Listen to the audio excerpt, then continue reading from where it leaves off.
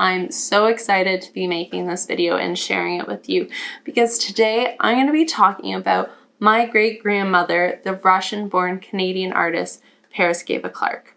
Now, you probably haven't heard of her before unless you're a Canadian art history buff, but that's unfortunate because she was actually a very talented immigrant artist and she pioneered integrating social commentary into Canadian art.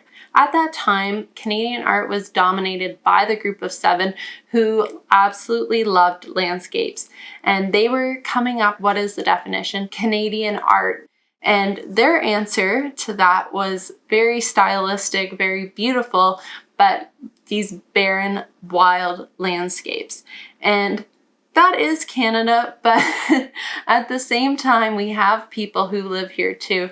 And so Paraskeva really pushed that. She wanted the group of seven to come out from behind the Precambrian shield. Her point was that Canada had a people and it wasn't just the landscape itself, and to integrate those issues, both political and social, into her artwork. And that's really what she became known for. So how did a working class Russian end up becoming a Canadian painter?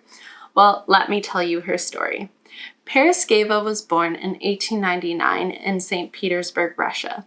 She grew up in a small apartment in the heart of the city with her two parents and her two siblings. She was 14 when World War I started and 18 when the Russian Revolution began. At that time, she was working at the same shoe factory her father had worked at previously. At night, Paraskeva started taking art lessons at the suggestion of her friend.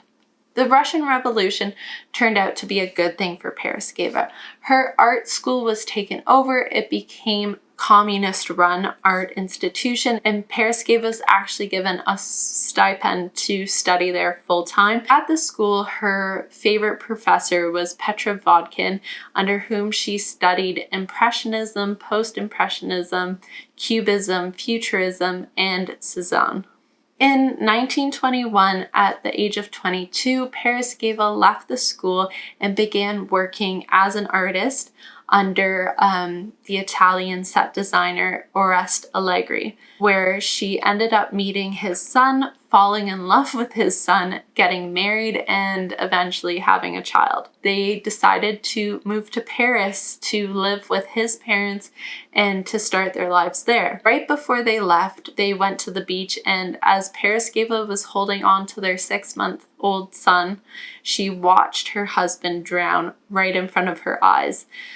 This was such a sad time for Paraskeva, and she came back to it many times in her life, painting the scene as memories from Leningrad.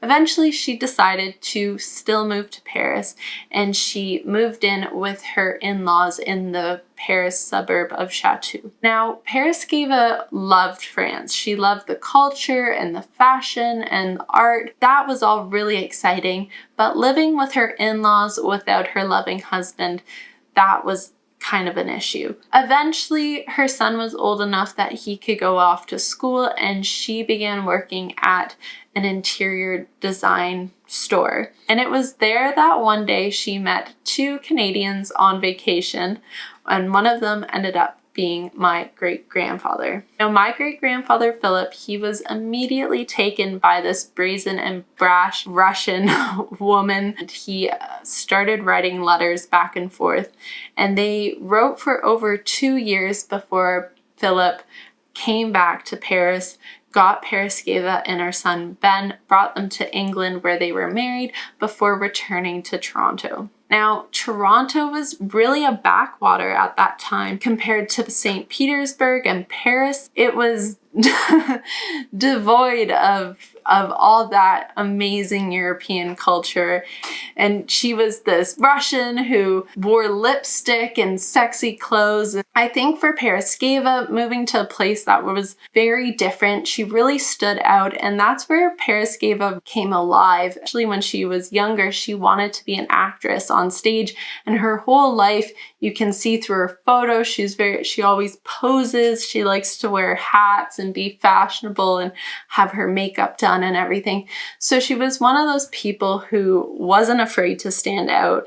And I think coming to Toronto, where she was, the Russian, and she could really hone her identity, became a big part of who she was. Paraskeva arrived in Canada in the early 1930s, and she had a son. She was newly married. Philip was an accountant and was able to provide enough for them financially. However, she still had to take care of the household. And on top of that, she ended up becoming pregnant with my grandfather and having him. And yet, this is when Paraskeva decided to really start painting and to become an artist.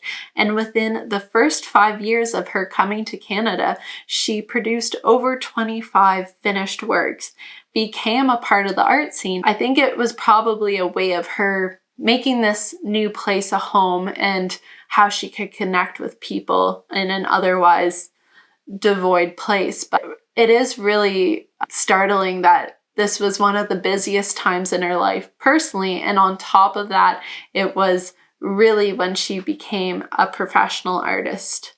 Like I said before, at the time, the Canadian art scene was very dominated by the Group of Seven. The world was landscapes, landscapes, landscapes. And as a Toronto housewife, Paraskeva didn't have the opportunity to go off and paint these landscapes. And instead, she ended up painting what was in front of her, what was there. So her landscapes were out of the bedroom window and still lives around the kitchen and portraits of the people who were becoming her family. Later, she met Norman Bethune, who she ended up having an affair with and being very influenced by. He was a doctor who was very passionate and ended up fighting in Madrid against the fascists. He really ignited within Paraskeva this political voice, and she began branching out and inserting these very political themes, both about Madrid and him, but also about Russia.